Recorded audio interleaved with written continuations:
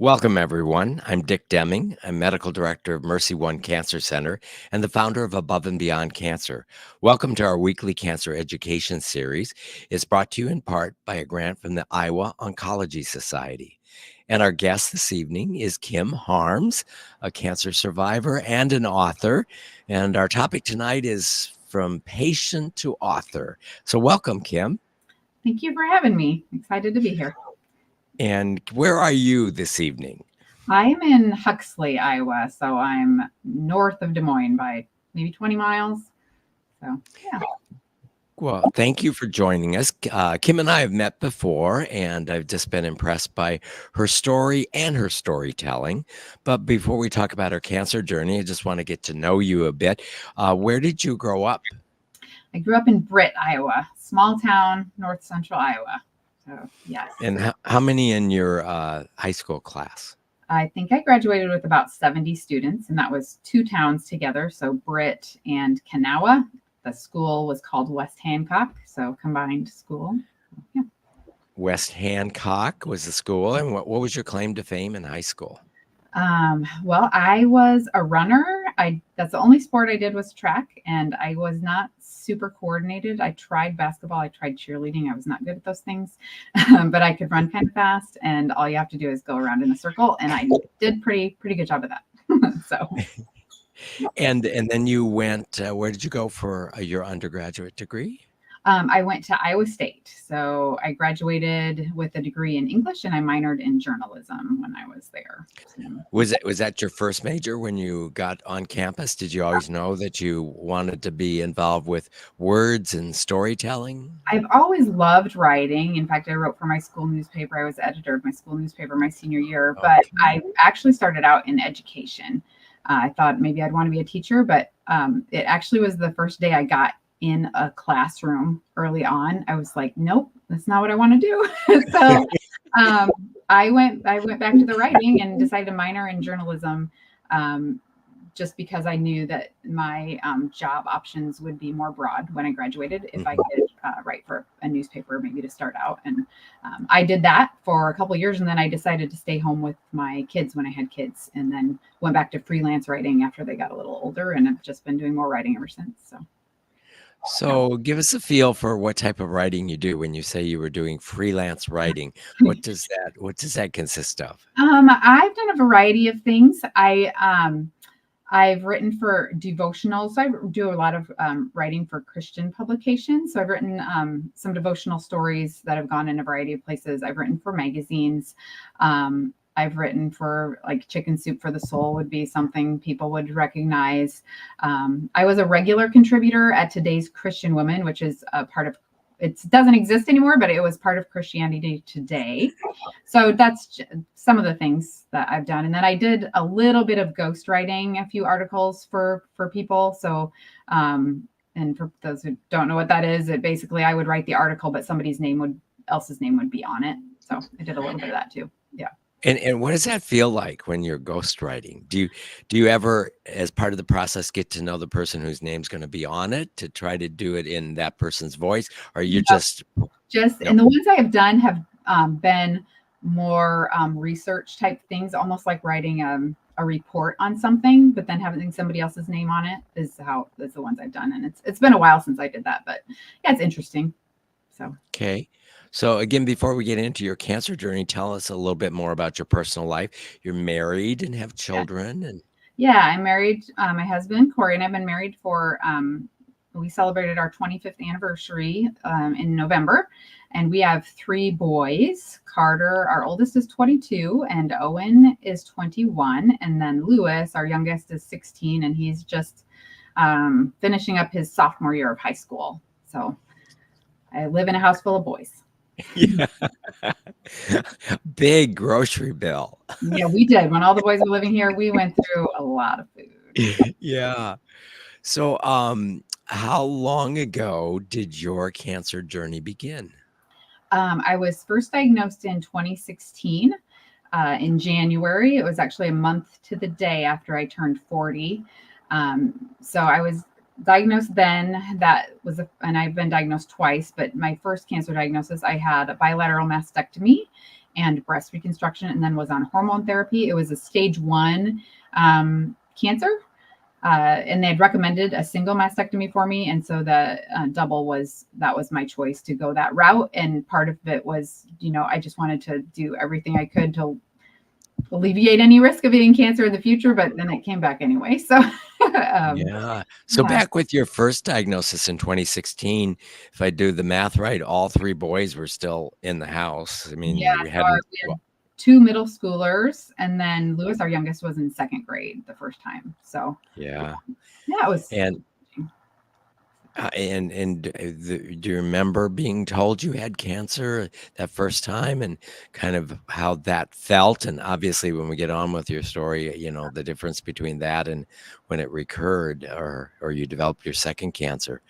Do you remember how you were told you had cancer? Yes. I mean, it was kind of a surreal, scary moment. I kind of thought that was going to be what I was going to hear, but still hearing it was very hard. Actually, my family doctor called me, and she had the results. I wasn't expecting to find out till the day after I did.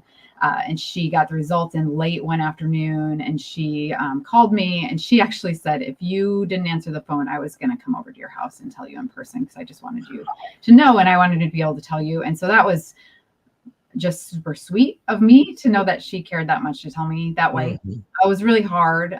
Corey and I were home, and I just basically, after I got off the phone, I just collapsed into his arms because, Mm. and I think that I just repeated, I don't want to have cancer. I don't want to have cancer. I don't want to have cancer. And it was hard. It was scary. Especially that initial diagnosis when you don't know, you don't know. Mhm. At that point, I didn't know, am I stage 1? Am I stage 4? Like, how much is in there? And so yeah, very scary. And anybody who knows those words, it's scary. When your journey got started, was it just a routine screening mammogram, or did you detect an abnormality that led to the mammogram? I found it myself. I actually found a lump in my breast myself. When I felt it on my bra line, and that's why I felt it, because there's something rubbing. And I thought about it for a day or two. I thought, man, should I have this checked out? It's probably nothing. But then I was like, I need to have it checked. And I had just turned 40, and it was just the time that mammograms get started. And so I went into my family doctor, and she initially said, I think it's probably a cyst, but you know what? We should get this checked out. And then it did end up being cancer. And so my first mammogram ever was also my last mammogram ever. And it was a cancer diagnosis mammogram. And so maybe tell us a little bit about that decision making. You're 40, so quite young.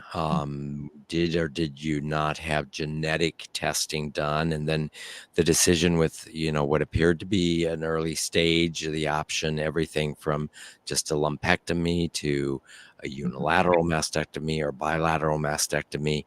How did you make that decision? And was your husband, your family involved in the decision making? Yeah, I decided pretty quickly. I could have had a lumpectomy, though my surgeon was recommending a mastectomy at least once, just because of where the tumor was. And honestly, I had small breasts, so there would have been some, he just said it wouldn't look maybe right. And so I thought, well, for sure, I want to do a single mastectomy. And I actually reached out to people I knew who were breast cancer survivors, kind of asking their thoughts on it and what they did, and did they have regrets. And every person I talked to recommended said I would recommend a bilateral mastectomy. In fact, one person I talked to did a single, and she said, I wish I'd had both removed. And I've since looked, and it doesn't change from what I've seen, and with my type of cancer, the risk a whole lot. But I decided just to go that route, for peace of mind, for one. And just knowing too that I might later have to have surgery on, if I kept the natural breasts, to keep them similar. And I thought, you know what, let's just take it all. And I was done having kids, and I wasn't going to be nursing any kids anymore. And that is kind of how I made that decision. And I did talk about it with Corey, excuse me. We do try to make keep each other in the loop when we're making decisions. But yeah, I made that decision pretty early on and just went for it. And then afterwards, I have a few times when I thought maybe should I have done that? Should I? But you can't. You just make the choice and go. And Mhm. you have cancer, you kind of have to make choices relatively quickly. So Mhm. And Kim, since you were so young when you were diagnosed, did you have genetic testing done at the time of your initial diagnosis? I did. I had the BRCA testing and I was negative for that. And I've since had additional testing that's come out and I've been negative for that too. Um, so yeah, I don't that I know of have genetics involved.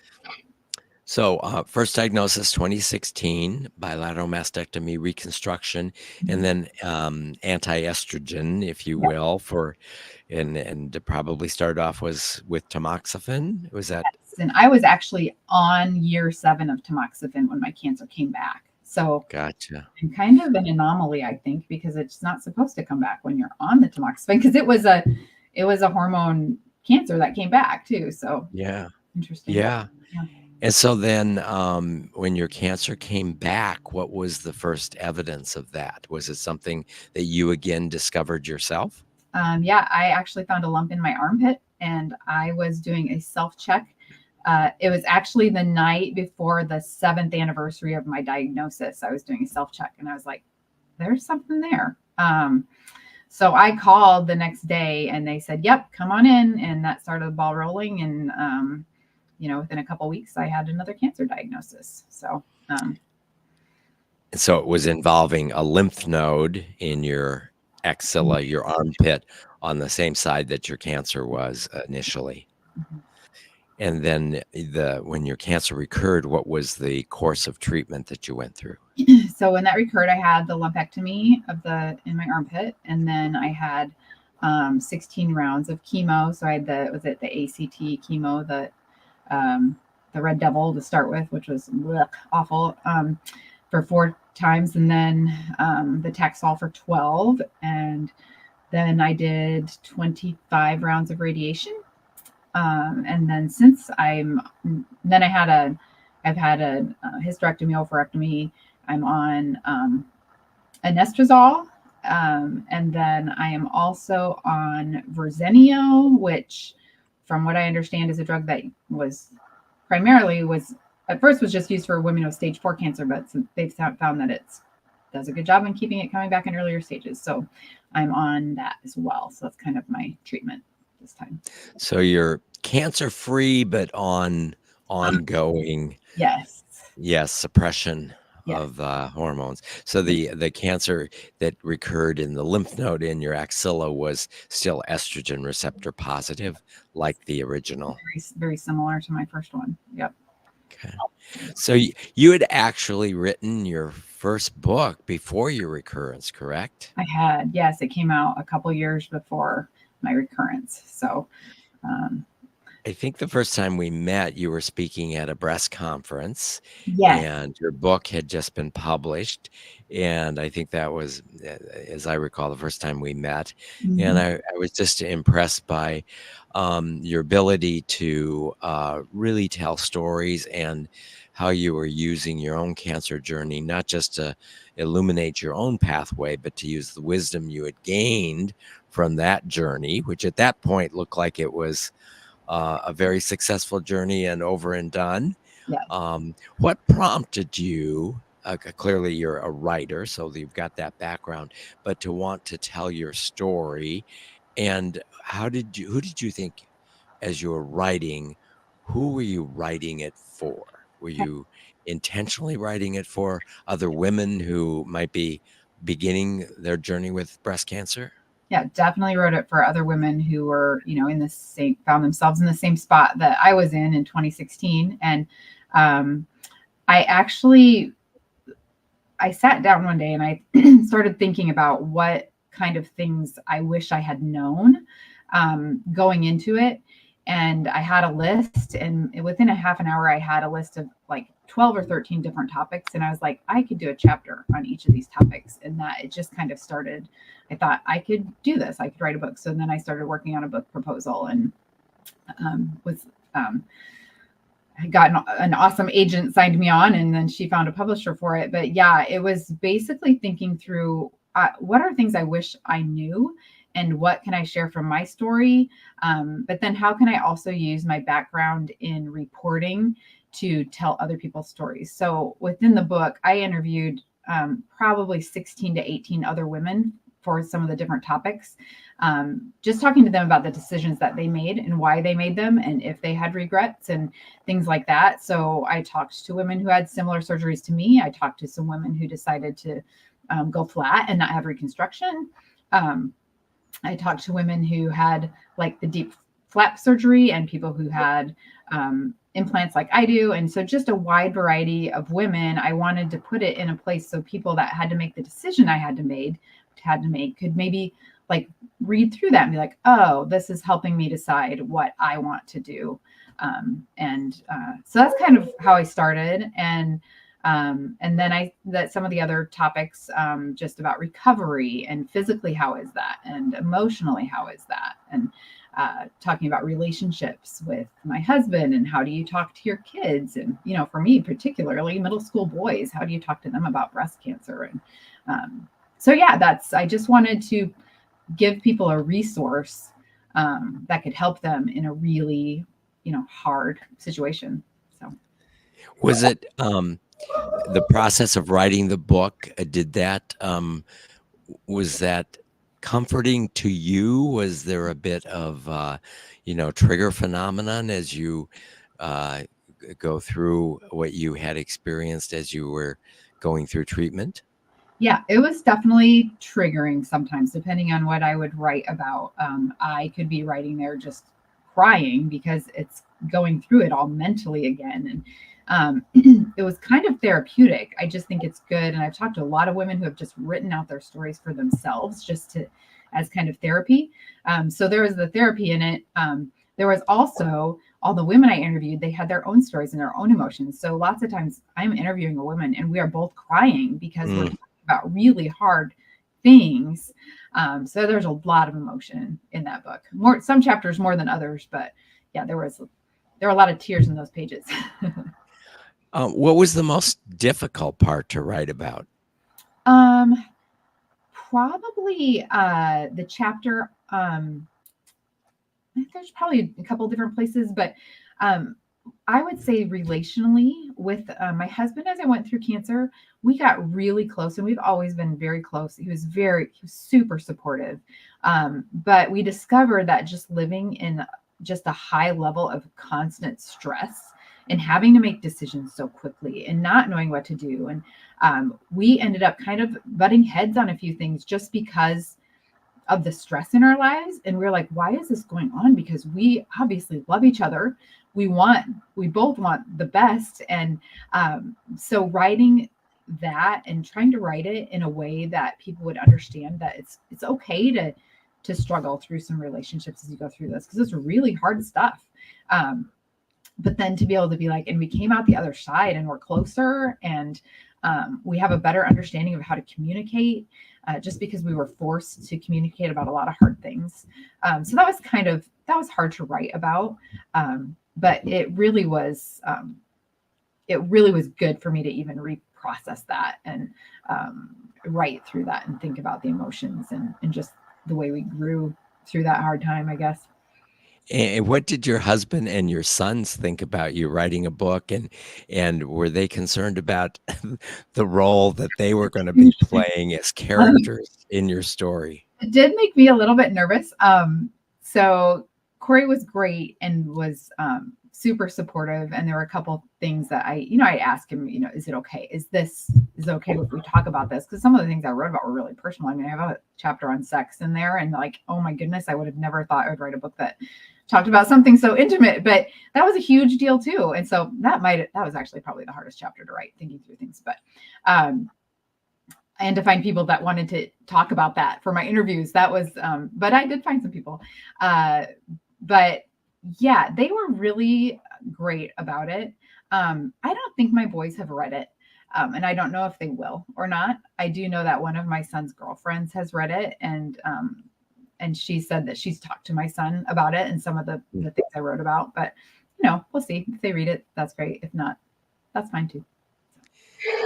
How did you communicate with your boys with your first diagnosis? As you said, you had a second grader and then two middle school sons. Yeah, that was probably the hardest conversation I've ever had in my life. I mean, the second time was hard telling them again, but that first time, yeah, I was so grateful that my doctor called me on the day she did, because we had told everybody, okay, they told me I'd have results on Thursday. So I'm going to let you guys know on Thursday what I hear. But then she called on Wednesday, and I didn't realize what a gift that would be, because it gave Corey and I 24 hours to figure out how to tell people. Because you're like, okay, I've got this diagnosis. Oh, but I can settle into this for a little bit before I have to tell somebody else. And what it ends up doing, what you end up doing is breaking everybody's heart. So you get diagnosed and it's so scary and hard. And then you have to make all these phone calls and you have to break everybody's heart, and it's horrible. But our first conversation was with our kids, and that was on the Thursday, that Thursday evening. And I remember we were all sitting in the living room. My boys don't tend to show a ton of emotion.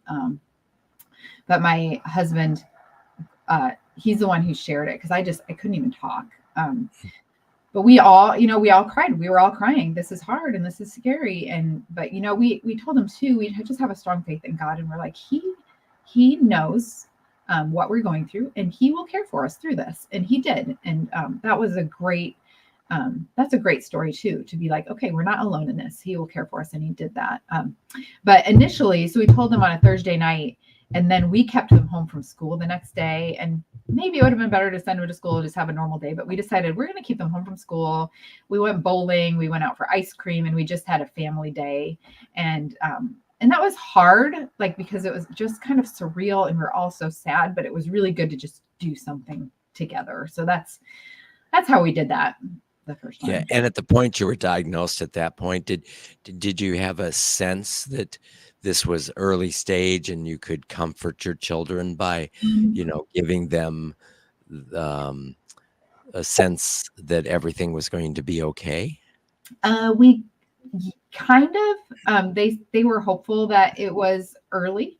But then again, they told me they wouldn't know for sure until they went into surgery.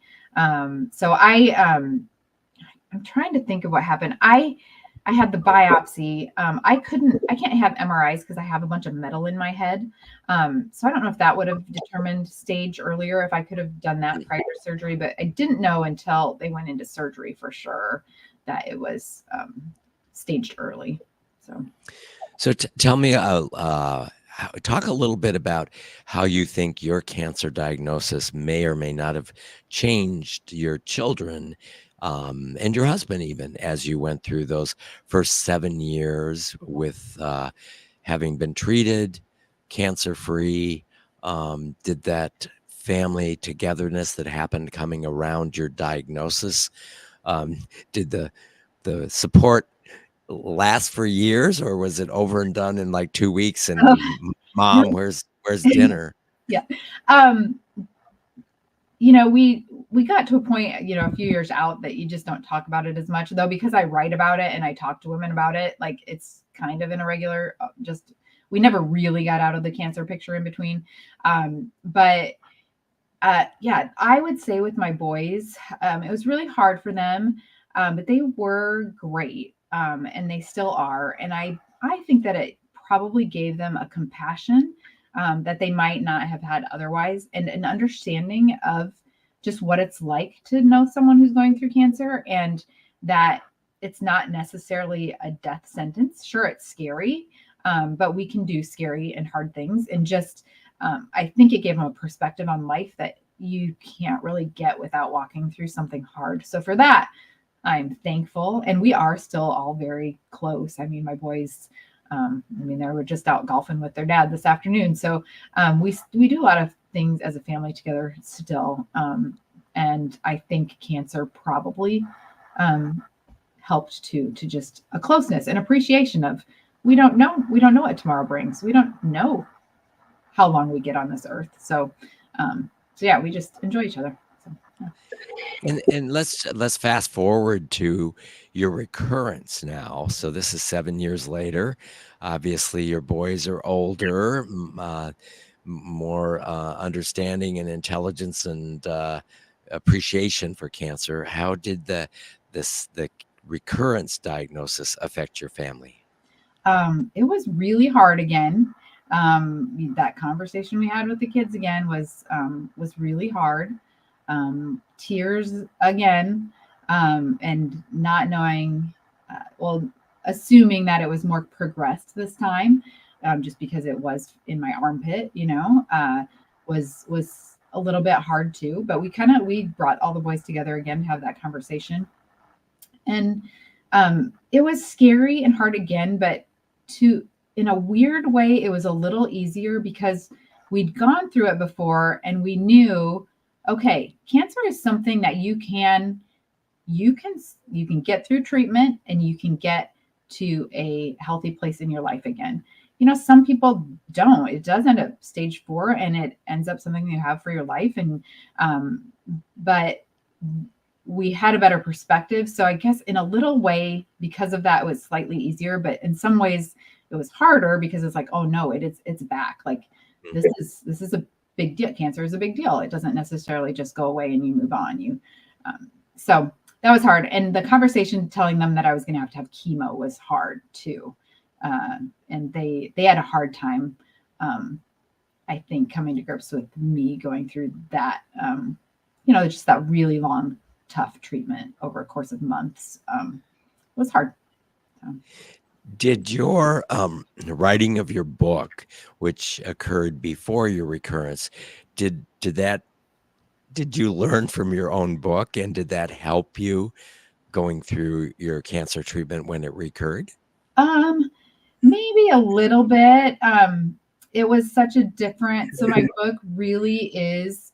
It's called Life Reconstructed: Navigating the World of Mastectomies and Breast Reconstruction. So it's really focused on a particular area of breast cancer that the second time around I knew I wouldn't be going through because I'd already done that. So in that aspect, it wasn't helpful in that way, but just the things we learned, especially my husband and I, about communicating and how to encourage each other, that definitely helped the second time around to be able to handle things better. So yeah. So as a writer, I'm sure you observe the world differently than those of us who aren't writers. Did you begin your course of treatment for the recurrence with the idea in mind that you're going to be taking notes because this might become another book? Actually, I had almost completed my second book proposal right before I was diagnosed with cancer the second time. And my second book proposal was for a devotional book for women going through cancer, not necessarily just breast cancer, but cancer. So it was the plan was to write these stories. Each devotional was going to have a scripture passage and kind of a meditation, and then it would be a woman's story that I would interview a woman. I would write her story and just a glimpse of her story and how she saw God in it, because I wanted it to be a faith, like for people who are seeking that encouragement and faith. So I had a proposal almost ready to send to my agent, and then I got diagnosed. And so then everything just was at a halt then as I went through treatment. But I should say it was almost at a halt, but toward the end of treatment, I finished that proposal and got it to my agent. And then she did get a publisher. So I'm actually working on the manuscript now. So I had started this new book before I was diagnosed, and then I was diagnosed. And so it gives me a little bit different perspective, I guess, as I'm interviewing these women for my book, because I'm interviewing an awful lot of women to have all of these stories in there. So I didn't necessarily, as I was going through treatment, think, oh, I'm going to write this cancer story and make it a book. But there are pieces of this second diagnosis that will be included in the book in some different stories. So, yeah. So tell us a little bit more about the role of your faith in maybe in life and in particular in getting through and understanding your cancer journey. You use the term devotional, Yes. and you mentioned that you had written for some publications that were Christian in nature. Yeah. Um, it just maybe explain a little bit about how your Christianity, your faith, um, influenced your cancer journey. Yeah, it influenced me greatly. I when I was diagnosed, not that I wanted cancer either time, but my immediate thoughts were not necessarily why me, but why not me? Like the whole world is full of really hard things, and people go through really hard things all the time. Why should I expect that I don't get hard things? Why would hard things not come my way? But in that, knowing that I have faith, my faith is in Jesus, and He has been with me, like, and helped me through a lot of hard things in my life. So as I started cancer, I was like, you know what? He's going to help me through this too. And there was a particular scripture verse after my first diagnosis, Isaiah 41:10, which says, "Fear not, for I am with you. Be not dismayed, for I am your God. I will help you. I will strengthen you. I will uphold you with my righteous right hand." And that verse I had previously memorized, but I would repeat it over and over and over in my head at night when I couldn't sleep, and it would help me go to sleep. So that's one way that I saw that. Just it calmed me. And after I was diagnosed, that verse showed up all the time in different I had a friend's grandma sent me that verse. I had somebody send me an article that had that verse included in it. Just it kept popping up, and it just was a picture to me of, oh, God is telling me, I'm here, don't be afraid, I'm taking care of you. And He really did take care of me. Like, I would never wish cancer on anyone. I don't want to go through it again myself, but I do have faith that God will care for me through it, and He's proven that He would, because I've seen it over and over. So that's really, my faith played a big role in how I walked through it. I had really hard days, really days that I was just not happy, but I always knew that that God would be with me and that He would let me use it. So that's been my prayer of, like, okay, I went through this hard thing. How can I help somebody else go through it? How can I use this to help somebody else? Because let's not waste it. If I have to do this, I don't want to waste it. So yeah. So, I love your insight and also your ability to tell stories. Maybe a top 5 list of things that you think women should know as they begin their cancer journey, and maybe through things that were done great for you, and maybe some things that happened that you thought could have happened better. What Okay. would be your top 5 things to inform, educate, inspire women who might be beginning a cancer journey? Okay. One thing I would say is reach out to other people who have been through it. If you don't know anybody specifically, I'm sure you have friends that know people who have had breast cancer. And it's like, particularly if you're trying to decide what type of surgery to have, reach out to people who have been through different ones and ask them how it was and would they change directions, and get insight from people who have been through it. I would say that was super helpful to me. Another thing I learned, and it was really hard for me because I'm kind of a laid back, just let things happen kind of person in a lot of ways.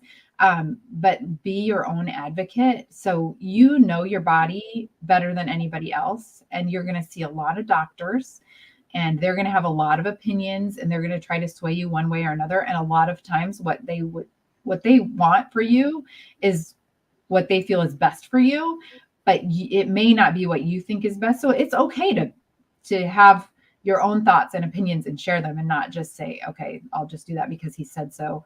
And in particular, if you're uncomfortable with the physician, I did have one unfortunate experience with a plastic surgeon who, after I left, I honestly cried the whole way home. I said, Corey, I can't go back to that person. We can't do this. I don't know what we're supposed to do. And so I called my I called a friend who'd been through cancer, and then I called my family physician, and both of them said, yep, let's just get a referral to somebody else. You can do that. You can go to somebody else. And so just knowing that you can advocate for yourself and find the best fit for what you need, especially for a surgeon that you may be visiting for multiple times over a course of months and months. I never regretted asking for a referral. So that's one thing too. Another thing for people who have children, I would say like really think about your kids and their personalities and their ages and what they can handle. I know one woman who went through cancer and they never even told their kids what was going on. They were really, and when your kids are pretty little, you can kind of do that. But I found with my kids that, and myself, that knowledge to me is comforting. So, okay, cancer is still scary, but now I have a plan, and this is what we're going to do, and this is what we're going to do, and this is what we're going to do. And knowing that and having a plan for me was comforting. So being sure that you communicate with your kids in a way that they can handle age-wise, maturity-wise, is good. And sometimes you might want to ask them, do you want to know this? This is what I learned at the doctor today, and I'll explain it to you if you want. If you don't, that's fine too. So we kind of learned that with our kids. Our older two were in middle school and shared more details with them than our youngest. He just was young. He was 8 and he didn't really understand things and need to know as much. So yeah, that communication was important. Another thing I would say is people are going to say really stupid things to you, and they often mean well. And it's okay to not be okay with some of the things people say. And there were sometimes maybe you just don't want to go out in public. Like I would be like, Corey, you have to go get the milk at the store because I do not want to run into somebody who's going to tell me about their aunt who just died of the same cancer I have, because that happened to me on a regular basis. And I don't know why people do that. But so that's what I would say. Be prepared for people to say stupid things, and try to have grace for them and try to think, okay, they don't know what to do with this. So they're saying what comes to their mind, and just try to move past some of those things. And Kim, so you had people who might say stupid things. You probably also had people who just, ghosted you because they didn't know what to say. And so they didn't approach you. Or, I mean, did you ever experience that? I didn't have a ton of that. Maybe a little bit of that. I have talked to women who have had more of that experience than I have.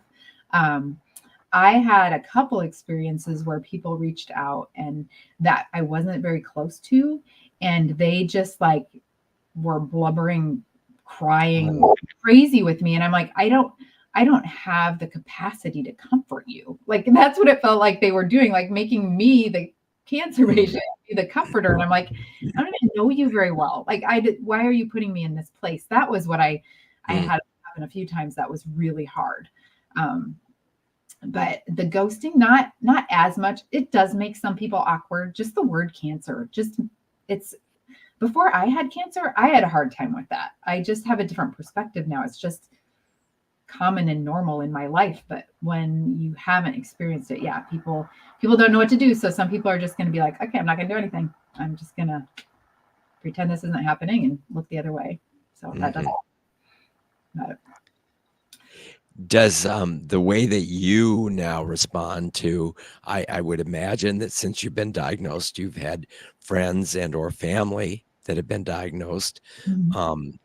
Just knowing how articulate you are and how caring you are, you probably have people approach you and look to you as a mentor. Yeah. I've had quite a bit of that. And it's been really encouraging to me to be able to do that. There's a few women that have reached out to me that have been within driving distance that will just meet at a coffee shop and talk about cancer for a while. And so it's been great to be able to do that with women. And actually there's a couple women that I've met since cancer, because of cancer, who I'm very good friends with, that we wouldn't have met had we not, had it not been for the common cancer experience. So there's some good things that can come out of it that way. I'm going to ask you one more question, and then we're going to open it up. And I apologize, I'm losing my voice.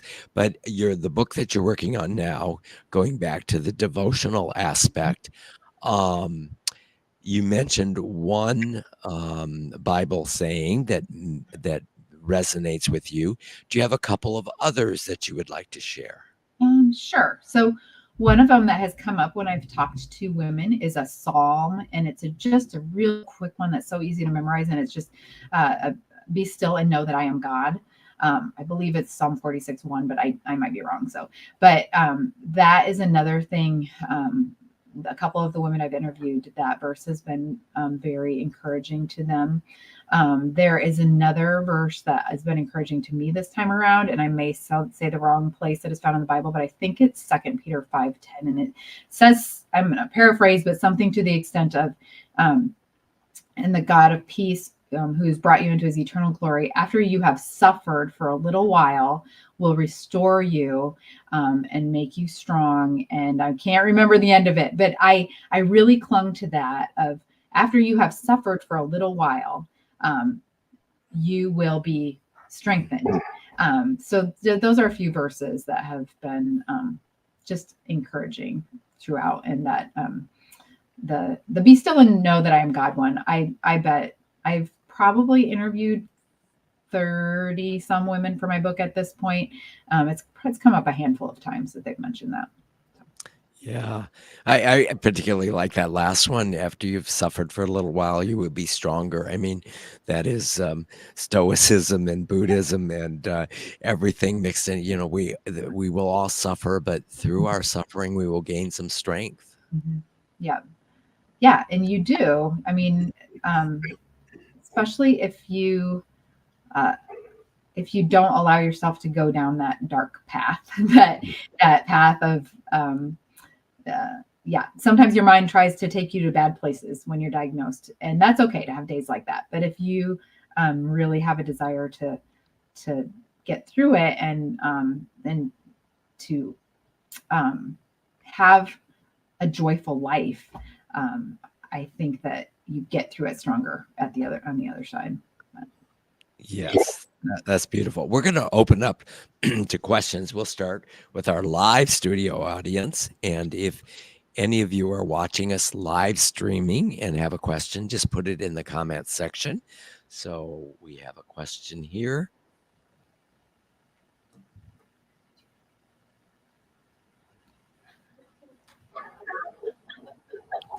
Angelina has a question. Hi, I'm glad that I'm looking forward to the second book for sure, because I'm a cancer survivor and I had to turn to passages, and one was Psalm, "The Lord is my shepherd," and that was my first case of chemo, and it was scary. And my mom went through that. It's like when you kind of hallucinate, you kind of like scared, and that was a comfort. So, but did anybody mention that as a psalm by any chance? It is actually Psalm 23, right? I think. Yes. Yes, that's actually in one of the stories that was a scripture that someone also kind of used to get through it, and found very comforting. So yeah, I think just one person that I've interviewed so far that's been the verse that they've chosen, or the passage they've chosen. But cool. That's a great one. So. Well, second question I have in regards to that is that on the second time that you were diagnosed, you said you felt a little bit more prepared. Was it because you knew that what this journey was going to be like, or you felt, oh, is this going to be different? What was that feeling the second time around? I think it was because I knew that I got through it once, and I knew I could.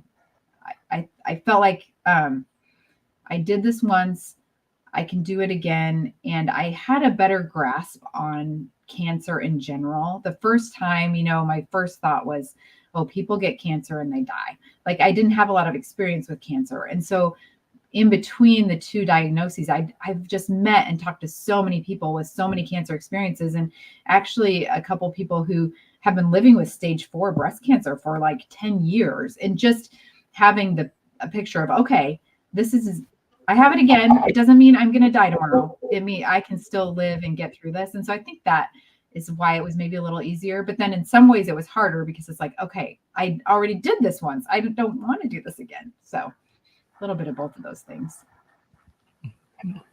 Thank you. We have another question here, Tim. Yes, I have a question. It sounds like you've created multiple books and short stories, and a lot of them are devotional or spiritual. How does one get access to those books? I mean, do you have a website to go to, or is there I some do. type of Go Yeah, ahead. I have a website. It's kimharms.net, so pretty easy. And you can order the book on the website. I also have the website has a lot of resources for women going through cancer. And actually through the website too, when I was diagnosed the first time, my mom and some friends started kind of a ministry, they would call it. They make mastectomy pillows and we send them for free all across the United States.